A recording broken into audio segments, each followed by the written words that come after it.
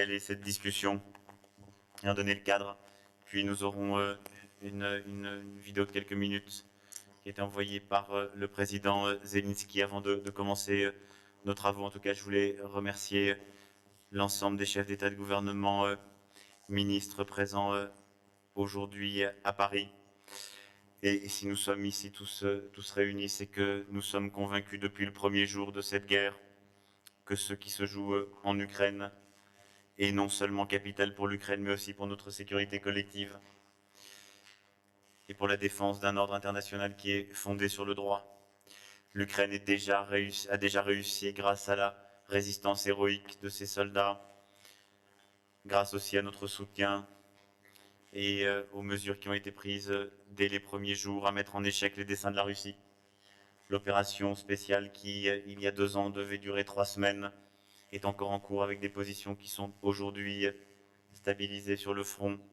Et au moment où nous nous parlons, il faut aussi féliciter certains de nos collègues puisque se joue en ce moment le vote au Parlement de Hongrie qui va permettre à la Suède, et j'en félicite le ministre des Affaires étrangères qui représente ici son Premier ministre et son pays, qui va donc permettre à la Suède de joindre l'OTAN. En 2 ans, la Suède et la Finlande auront donc rejoint notre organisation. Félicitations à votre pays. Dans le même temps, nous voyons, et tout particulièrement ces derniers mois, un durcissement de la Russie. Durcissement qui s'est manifesté en matière de politique intérieure et qui s'est malheureusement cruellement illustré à travers la mort d'Alexeï Navalny. Nous l'avons tous formellement condamné, mais elle a signé la trace de ce durcissement, mais à travers la poursuite des opposants politiques, l'interdiction des opposants politiques aux élections, la mort donc d'Alexeï Navalny, l'interdiction supplémentaire de nouvelles structures, il y a un durcissement manifeste. Sur le front ukrainien, les positions sont de plus en plus dures et nous savons aussi que la Russie prépare des attaques nouvelles, en particulier pour sidérer l'opinion ukrainienne, mais en train de durcir sa position. Nous avons tous subi de manière accrue ces derniers mois des attaques en termes informationnels et en termes cyber, encore accrues.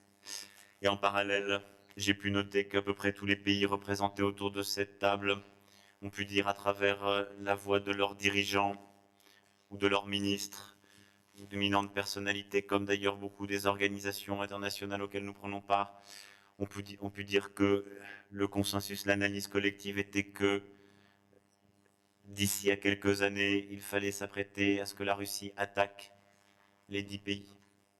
Et donc, très clairement, la lucidité est là, et le constat collectif est que, au fond, notre sécurité à tous est aujourd'hui en jeu. L'Ukraine est aujourd'hui déterminée, elle a besoin de nous, au-delà de ce que nous avons déjà fait avec des efforts budgétaires, économiques, capacitaires qui sont déjà considérables. Mais compte tenu de ce que je viens de dire, nous sommes aujourd'hui pas simplement à une date qui marque un peu plus des 2 ans du début de cette guerre d'agression russe en Ukraine. Nous sommes sans doute, plutôt à coup sûr, au moment d'un sursaut qui est nécessaire de notre part à tous, compte tenu de la transformation de la menace d'un point de vue militaire et stratégique. Le cadre de la discussion qui sera la nôtre s'inscrit dans des éléments aussi de continuité, mais ce sursaut doit être clair. D'abord, la Russie ne peut ni ne doit gagner cette guerre en Ukraine, pour l'Ukraine elle-même. Deuxièmement, nous sommes en train d'assurer notre sécurité collective d'aujourd'hui et de demain. Et donc, de manière très claire et encore plus claire qu'hier, compte tenu des attaques que nous subissons, c'est aussi notre sécurité dont nous parlons. Troisièmement, nous sommes tous d'accord sur le fait que nous ne souhaitons pas entrer en guerre avec le peuple russe et que nous sommes déterminés à garder la maîtrise de l'escalade, comme nous l'avons fait avec succès depuis le début du conflit.